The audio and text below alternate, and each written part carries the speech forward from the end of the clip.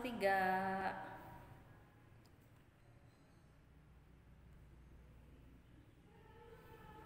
Apa kabar semuanya?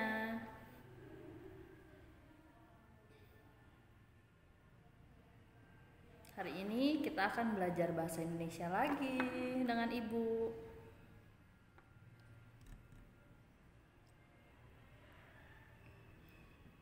Materi yang akan kita bahas hari ini mengenai kata keterangan. Apa sih kata keterangan? Nama lain kata keterangan itu adverbia. Nah, kata keterangan adalah kata-kata yang digunakan untuk memberi penjelasan pada kata-kata atau kalimat lain yang sifatnya ini tidak menerangkan keadaan atau sifat. Nah, macam-macam kata keterangan. Kata keterangan ini ada 2 macam. Yang pertama, kata keterangan yang menerangkan keseluruhan kalimat.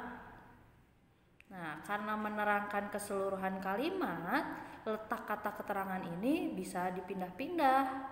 Bisa ada di awal, bisa ada di akhir, bisa ada di tengah-tengah kalimat.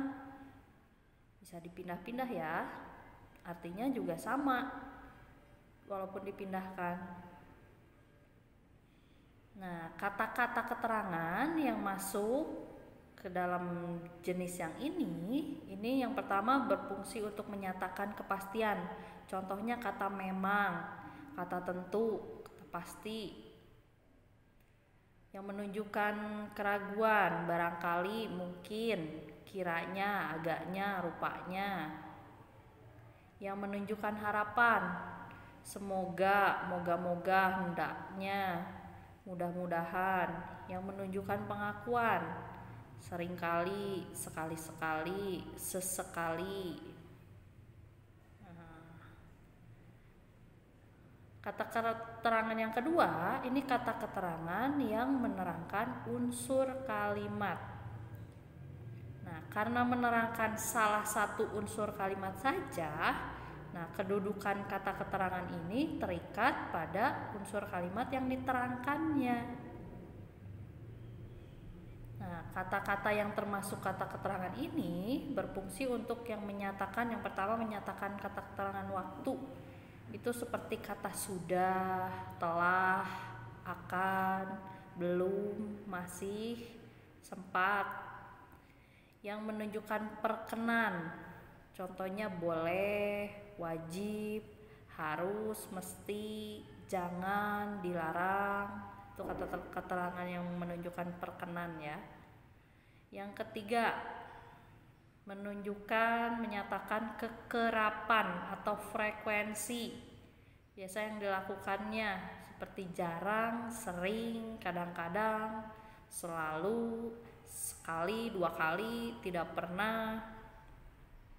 Yang menunjukkan kualitas, amat, sangat, lebih, paling. Yang menunjukkan kuantitas atau jumlah, banyak, sedikit, kurang, cukup, semua. Yang menunjukkan penyangkalan, tidak, tiada, bukan, tak. Yang menunjukkan pengakuan, ya, betul, benar. Nah, yang akan kita bahas tidak akan semuanya. Untuk hari ini yang akan kita bahas ini hanya kata keterangan kekerapan atau biasanya kita sebut kata keterangan frekuensi. Nah, apa sih kata keterangan kekerapan itu? Kata keterangan kekerapan adalah kata yang menunjukkan seberapa banyak perulangan terjadinya sesuatu. Jadi kamu melakukan sesuatu itu seberapa sering atau tidak pernah. Nah, biasanya itu menempatkan kata keterangan frekuensi ini di awal kata kerja utama. Jadi sebelum predikat atau setelah subjek. Jadi setelah subjek ada kata keterangan kekerapan atau frekuensi, baru predikat. Jadi sebelumnya predikat, di antara subjek dan predikat biasanya diletakkannya.